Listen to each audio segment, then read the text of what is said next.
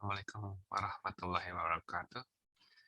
Pada kesempatan ini saya akan menyampaikan eh, satu judul dari CPD Percutaneous Dilatational Tracheostomy, yaitu tindakan tracheostomi dilatasional perkutan pada pasien COVID-19.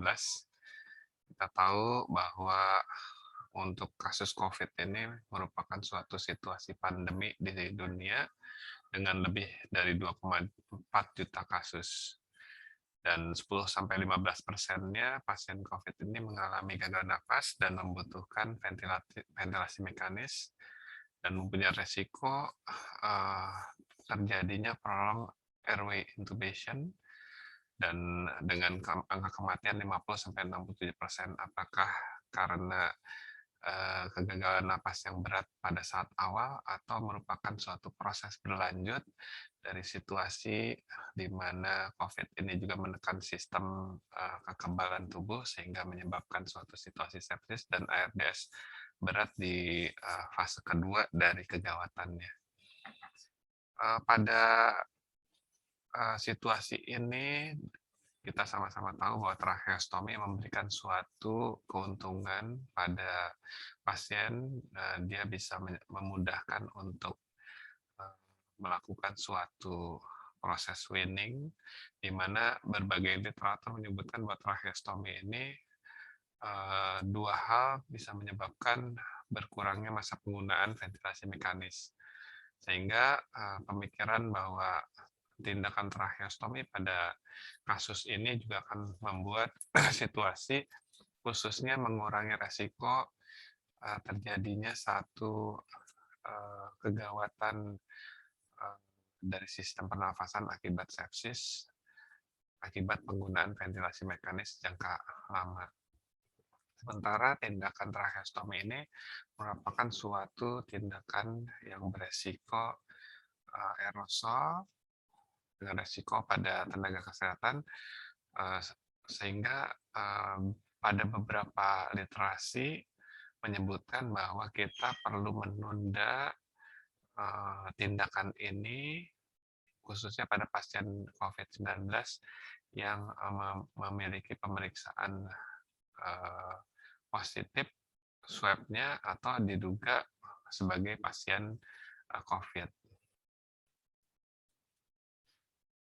Kita tahu tadi bahwa tracheostomi secara literasi memberikan suatu keadaan yang lebih baik, khususnya mengurangi kejadian resiko VAP, sehingga memudahkan tindakan weaning, penyampaian ventilator, dan lepasnya pasien dari ventilator.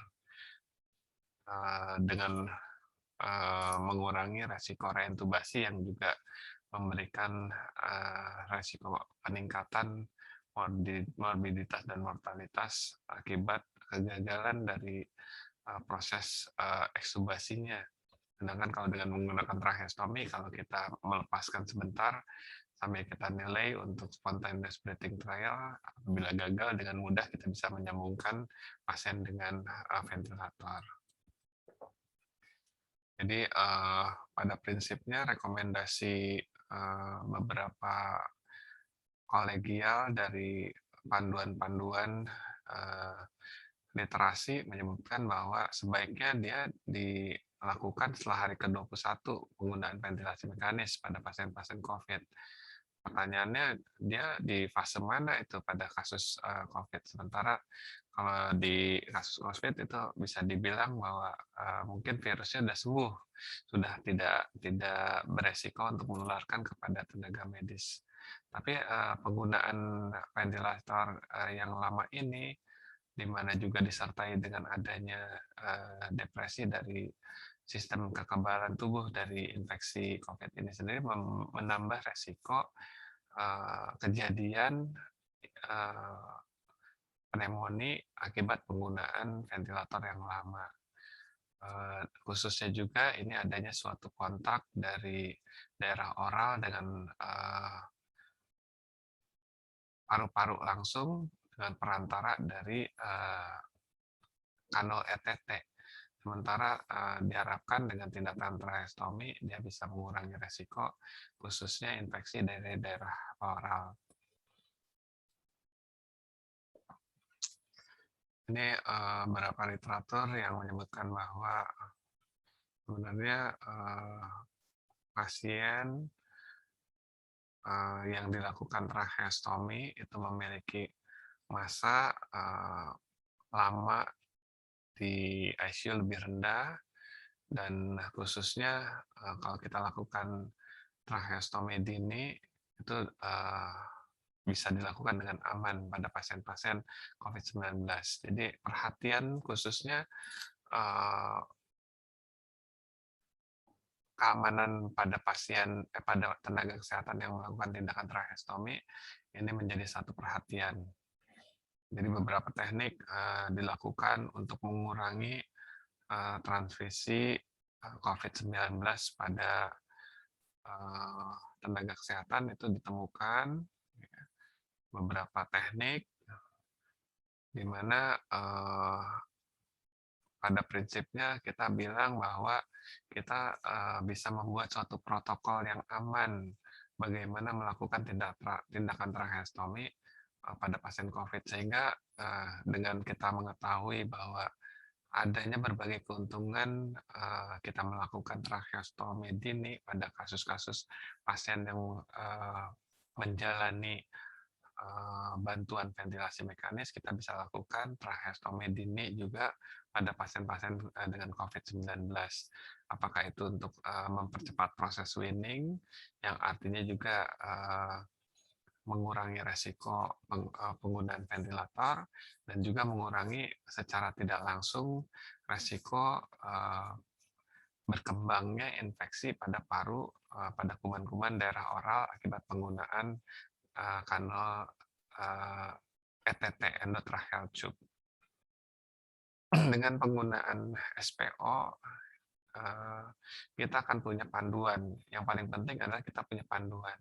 Dengan kita bisa merencanakan kegiatan tracheostomi ini dengan lebih terarah, kita bisa mendapatkan keuntungan yang lebih besar dibandingkan resiko yang ditimbulkan. Tentunya dengan perlindungan atau protokol kesehatan yang ketat, penggunaan personal protective equipment level 3 dengan lokasi tindakan di tekanan negatif ataupun modifikasi dari hal-hal yang berhubungan dengan resiko paparan yang lebih lama. Ini dengan melakukan latihan, proses pembelajaran, dan terus belajar untuk tim tracheostomi, ini kita bisa melakukan dengan aman, lancar, sehingga resiko paparannya akan lebih sedikit. Jadi kita bisa mendapatkan keuntungan tracheostomi pada pasien, dan kita dapatkan tujuan keamanan proteksi pada tenaga kesehatan. Ini dengan SPO menggunakan bronkoskopi itu bisa apa namanya, kita membuat beberapa hal. Yang pertama kita lakukan bronkoskopi, kemudian melakukan tracheostomi, kemudian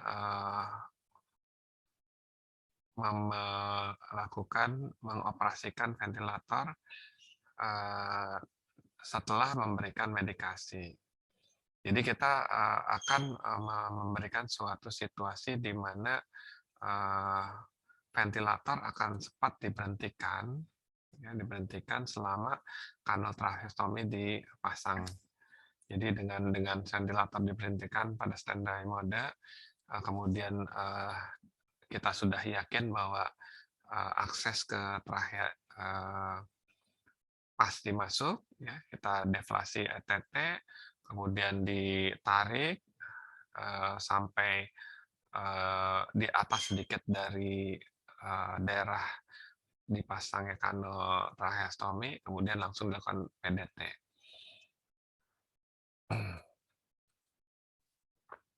Setelah itu baru disambung lagi dengan ventilator. Memang ada risiko desaturasi, ya, desaturasi yang berat pada saat tindakan ini dan tentunya dengan teknik ini kita artinya harus melakukan tindakannya dengan, cepat. Jadi kita harus, memiliki satu perencanaan yang benar-benar terstruktur dan tidak boleh ada kekurangan-kekurangan selama tindakan dilakukan. Selain itu juga, kita harus memiliki satu tim yang harus terlatih ya dalam konteks, dalam waktu yang, sebentar, itu bisa bisa menempatkan, proses ini dengan, aman dan lancar selama ventilator diberhentikan, yang artinya tidak ada aliran udara, tentunya itu akan menyebabkan, eee, kemungkinan pasien desaturasi lebih sebentar kalau kita lakukan dengan kecepatan yang,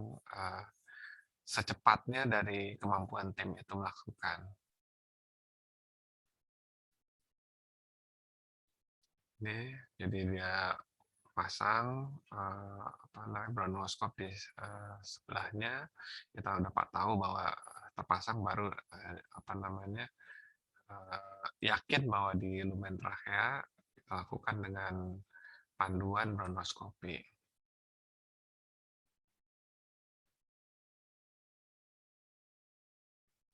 Di penelitian di, London menyebutkan bahwa, eee, tracheostomy, yang open ataupun perkutan pada pasien-pasien COVID-19 itu aman buat, tenaga medis, dan di situ, bisa lepas dari sedasi 75%. Jadi keuntungan-keuntungan dari tracheostomy yang disebutkan di depan itu, memberikan, manfaat yang, mirip. Jadi apa namanya, sesuai dengan teori, keuntungan tracheostomy pada pasien-pasien sakit kritis, yang lainnya.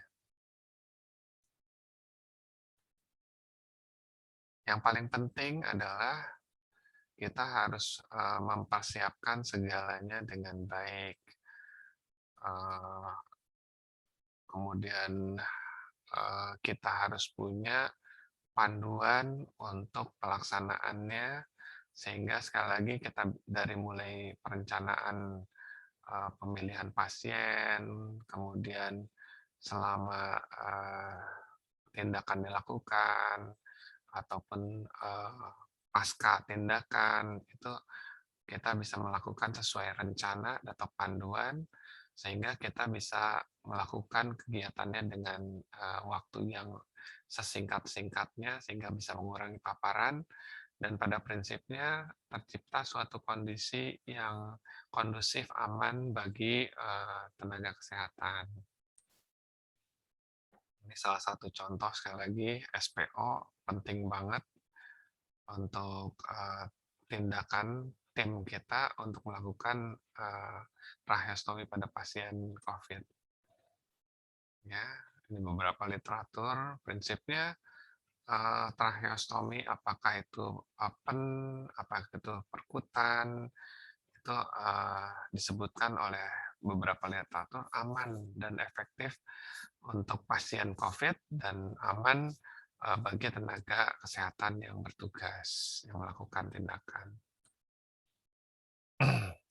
Tracheostomy dilatasional perkutan, aman dilakukan di masa pandemi dengan praktek khusus, yaitu protokol kesehatan yang ketat dan kita harus mempersiapkan protokol atau SPO, dari mulai perencanaan sampai pengakhiran dan kita harus melakukan latihan-latihan yang terus, eee, sebelum tindakan dilakukan dengan fokus, pada keamanan nakes. Jadi ada link tindakannya di sini nanti bisa di apa namanya, lihat. Saya akan coba share kalau misalnya waktu, kita masih memungkinkan. Demikian, terima kasih. Assalamualaikum warahmatullahi wabarakatuh.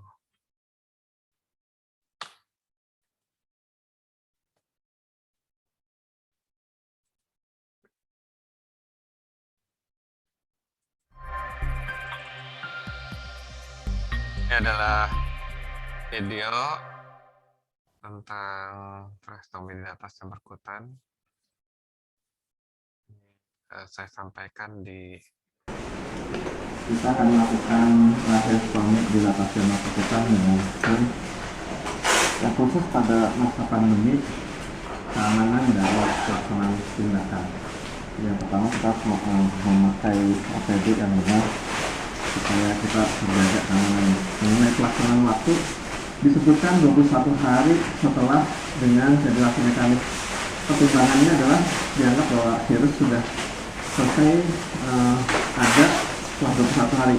Tapi tentunya 21 hari itu merupakan waktu yang lama yang memungkinkan pasien terkena komplikasi dari penggunaan ventilasi mekanik, khususnya adalah VAP yang paling berat.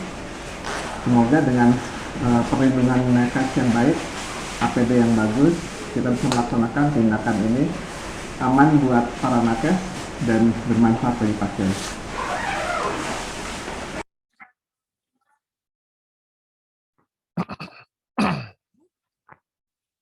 literatur penunjang tadi yang pernah disampaikan, dan kita harus membuat satu protokol yang baik ya untuk menunjang keamanan efektivitas tindakan ini bagi pasien, dan khususnya juga adalah keamanan bagi tenaga kesehatan.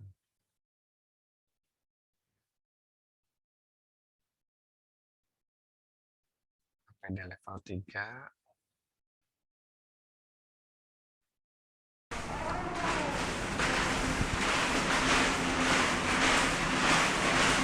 dengan persiapan alat, obat, pasien dan petugas, dan latihan yang dilakukan pada tim. Banyak hal, panelnya, setnya, kemudian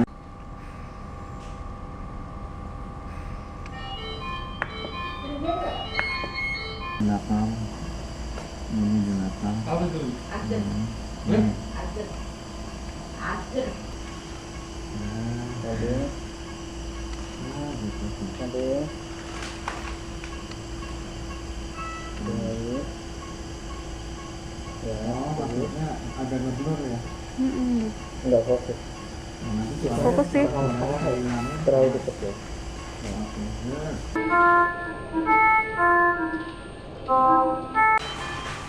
Ya, datarin selakunya.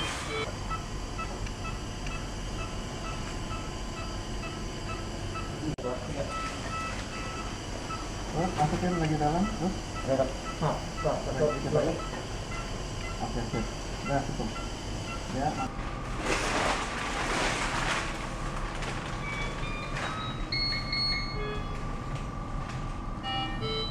Oke, sudah. Ini ada trapor, ada asisten satu di atas, asisten dua di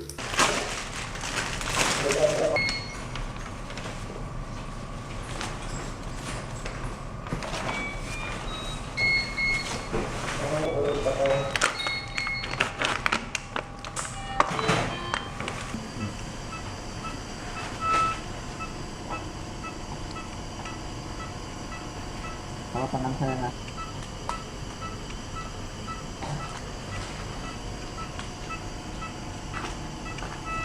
Ya, matikan. Ya.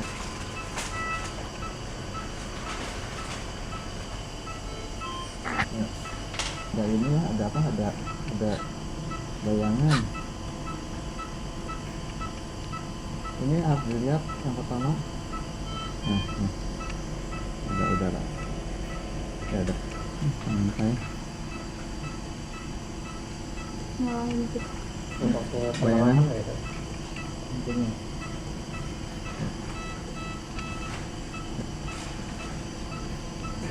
Ada tengah. Ya.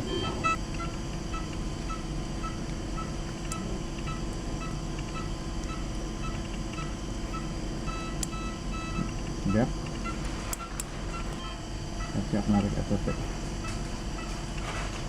Ya, tarik 1 cm dilihat ya. Masih lihat 1 cm lihat. Ya, tarik. Ya, tarik lagi 1 cm. Udah. Ini satu. Di depth itu. Dep kan Dok? Nah, di depth. Ya udah ya, masuk ya. Oke. Ini salah masukkan ya.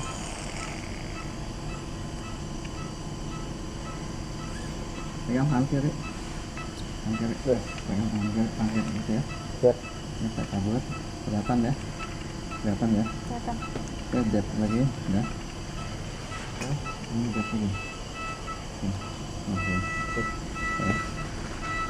Jelinya mana tadi? Oh ini. Jeli. Jeli udah. Ini. Kasih di sini jeli. Kemudian saya kasih ini.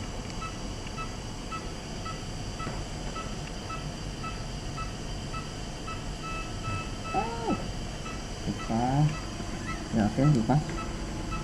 Kita lihat kelihatan ya. Kelihatan. Ya, depth ya. Ya, oke. Ini. Kemudian saya pasang ini.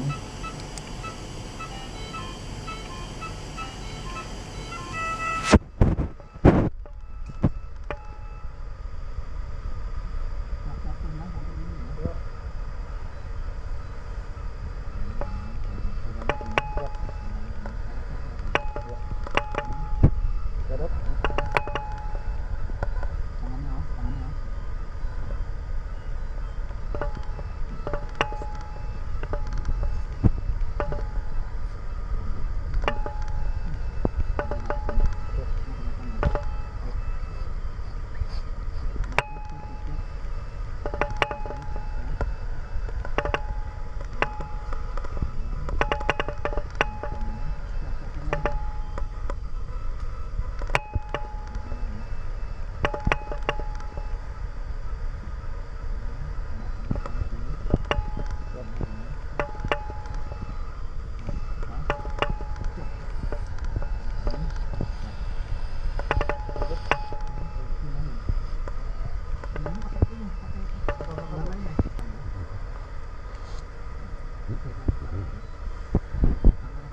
Ventilator udah, ventilator aman, masuk, cabut ETT, cabut ETT.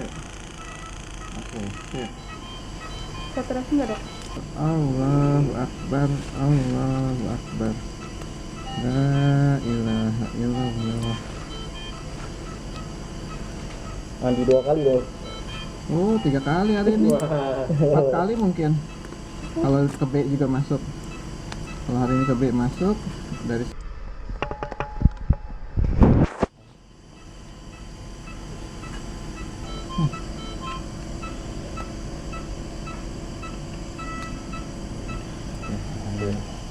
harus banyak berdoa, nggak boleh banyak mengeluh. Ya. Jangan Ya, Dok.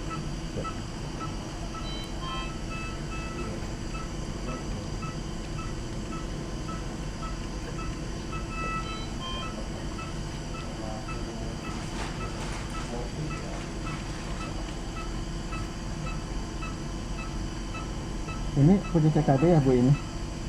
Kenapa Dok? Bu Sri punya CKD? Bu Sri? Nggak ada Dok. Nggak ada. Aki pernah Dok. Masih ya? Masih bagus ya.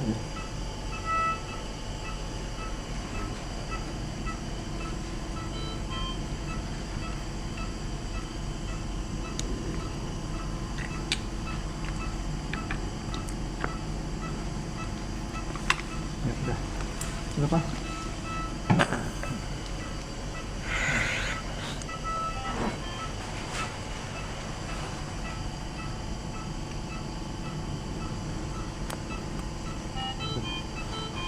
Kelihatan nggak tangan saya nutupin talinya nggak? Oh, nutupin talinya jangan sampai kena. Kelihatan Dok. Nah, ini dulu.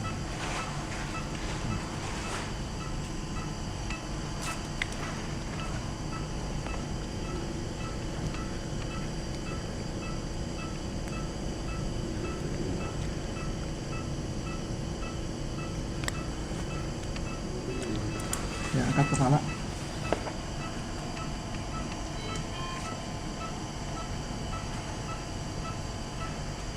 kesulitan dari pakai. Yuk, angkat lagi.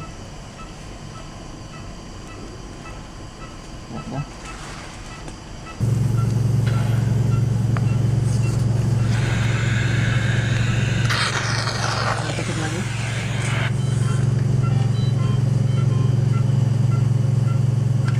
Buka air nasi ya. Udah kupulangin bang, di tengah-tengah ya, ini aja. Tutup itu ya. Enggak. Ya, tutup. Buka. Oh, enggak, juga. Oh.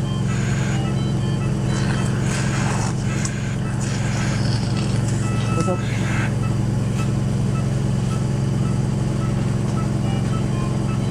Buka. Tutup. Buka.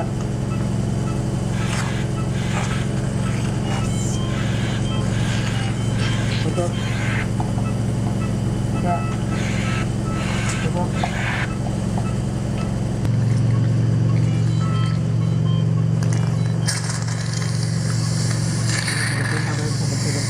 Tutup. Apakah dari sini tuh selain itu? Oke.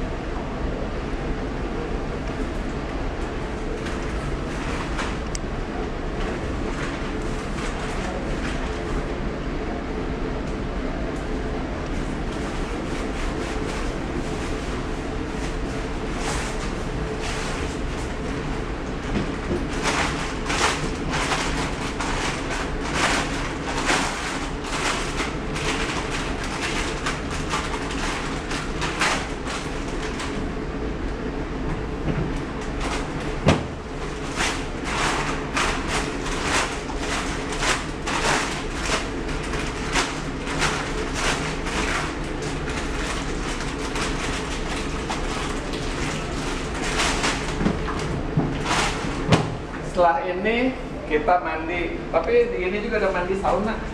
Iya. Udah sauna ini, basah keringat semua. Ya mudah-mudahan keringat yang menjadi berkah.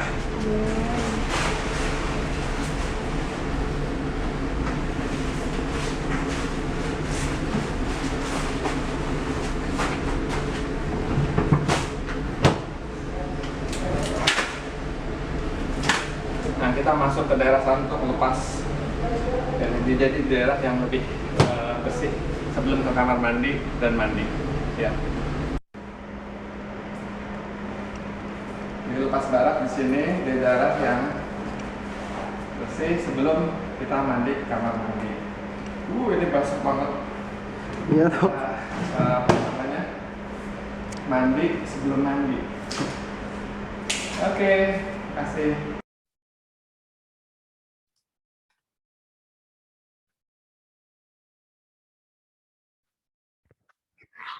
Ada beberapa yang mungkin perlu dikoreksi dalam konteks harusnya melepas itu harus dilatih supaya tidak terjadi penularan atau paparan pada saat selesai mandi atau selesai tindakan.